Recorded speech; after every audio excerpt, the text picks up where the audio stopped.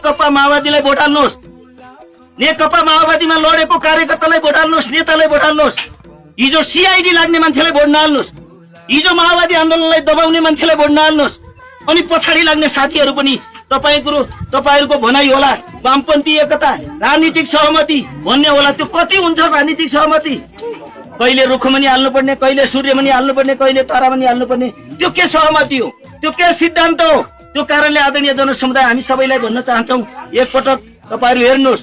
यहाँ हामीले अस्तिदेखि सिद्धान्तको कुरा गरेर हिँड्यौँ, अस्तिदेखि विचारको कुरा गरेर हिँड्यौँ। ठाउँ ठाउँ गएर विप्लवले हार्छ, ठाउँ ठाउँ गएर रङ्गवीर परियारले हार्छ, ठाउँ ठाउँ गएर यिनीहरूको काम छैन भनेर जो भरम फिजाउँदैछन्, यिनी दलाल हुन्, यिनी एमसीसी पास गर्ने दलाल हुन्, यिनीहरूको काम छैन। यिनी भ्रष्टाचार गर्ने दलाल हुन्, यिनीहरूको काम छैन। यिनीहरूले 35 वर्ष शासन चलाए, देशलाई खतम पारे, यिनीहरूको काम छैन। हामी देशलाई समाजवाद दिन चाहन्छौँ। हामी देशलाई कृषि क्रान्ति गरेर आत्मनिर्भर बनाउन चाहन्छौँ।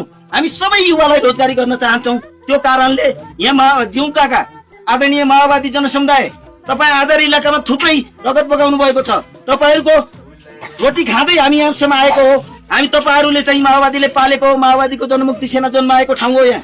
त्यो कारणले भन्दा अहिले नेपालमा समाजवादको कार्यदिशा ल्याएर, समाजवादको कार्यक्रम ल्याएर देशलाई मुक्त गर्ने क्रान्तिकारी नेता विप्लव मात्रै हुन्।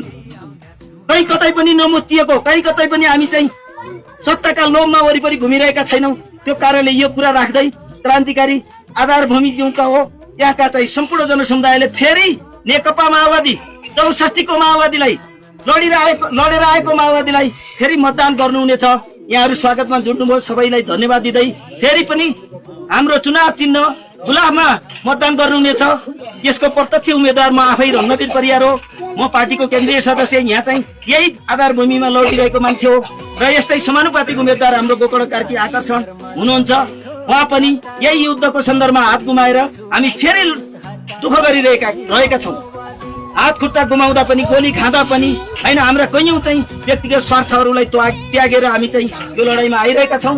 त्यो कारणले गर्दा यहाँहरूले फेरि गुलाब चिन्हमा मतदान गरेर सहयोग गर्नुहुनेछ।